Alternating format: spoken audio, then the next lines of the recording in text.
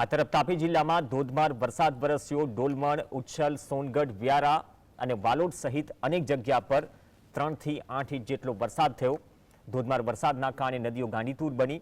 ઝાંખરી નદી અને વાલ્મીકી નદી ભારે વરસાદના કારણે ગાંડીતુર। મેઘરાજાની સવારી દક્ષિણ ગુજરાતના તાપી જિલ્લામાં આવી પહોંચી હતી, જ્યાં ભારે વરસાદથી નદી નાળામાં પૂર આવ્યા હતા। સૌથી વધુ વરસાદ ડોલવણ અને ઉચ્છલમાં ખાબક્યો હતો।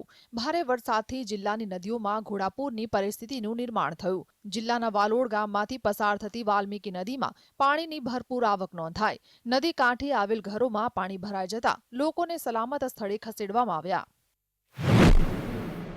તાપી જિલ્લાના ઉપરવાસમાં પડેલા ભારે વરસાદના કારણે નદીઓમાં ઘોડાપૂર જેવી પરિસ્થિતિનું નિર્માણ થયું હતું।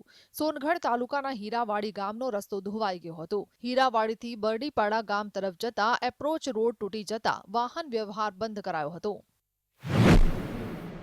તાપી જિલ્લાના ઉપરવાસમાં પડેલા ભારે વરસાદના કારણે નદીઓ ગાંડીતુર બની હતી।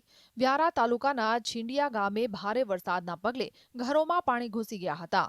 છીંડિયાથી પસાર થતી ઝાંખરી નદીમાં ઘોડાપૂર આવતા સ્થાનિકોને આર્થિક નુકસાન પહોંચ્યું હતું। વરસાદના પગલે હીરાવાડી નજીક મીંઢોળા નદીમાંથી 2 લોકો ફસાયા હતા, જેમને સ્થાનિક તરવૈયાઓએ લોકોને સુરક્ષિત રીતે બહાર કાઢ્યા।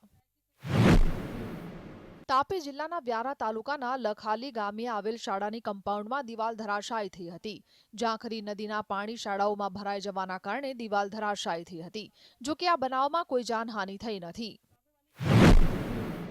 તાપી જિલ્લાના ઉપરવાસમાં ભારે વરસાદના પગલે પૂર્ણા નદી ગાંડીતુર બનતા તેના પાણી મહુવાના મિયાપુર ગામે તમામ ઘરોમાં પ્રવેશ્યા હતા। મહુવાના ઓડજ ગામે પણ પૂરના પાણી ભરાયા હતા। વરસાદના પગલે મહુવા અનાવલ હાઈવે પ્રભાવિત થયો હતો। અધિકારીઓ ઘટના સ્થળે પહોંચી લોકોને સલામત સ્થળે ખસેડવાની કામગીરી શરૂ કરી હતી। તાપી જિલ્લાના વાલોડ ગામની વાલ્મીકી નદીમાં ઘોડાપૂરના કારણે ગામની પમ્પિંગ સ્ટેશનની દિવાલ ધરાશાયી થઈ હતી। નદી ગાંડીતુર બનતા પાણીના વહેણ સામે દિવાલ ટકી ન શકી। તાપી જિલ્લાના વાલોડ ગામની વાલ્મીકી નદીના પૂરના પાણી કાંઠા તોડીને નીચાણવાળા વિસ્તારોમાં ફરી વળ્યા હતા। ત્યારે તાપી નદીના રૌદ્ર સ્વરૂપના આકાશી દ્રશ્યો સામે આવ્યા છે, જેમાં સ્પષ્ટ જોવા મળે છે કે વાલોડ ગામે વાલ્મીકી નદી તોફાની રીતે વહી રહી છે। ઘણા સ્થળોએ નદીના પાણી કાંઠા તોડીને આસપાસના વિસ્તારોમાં ફરી વળ્યા હતા।